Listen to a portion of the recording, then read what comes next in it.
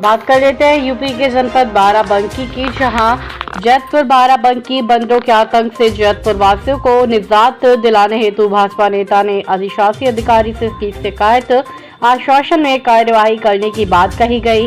बताते चले कि नगर पंचायत जैतपुर में बंदरों के आतंक से अब तक तमाम लोग चोटिल हो चुके हैं।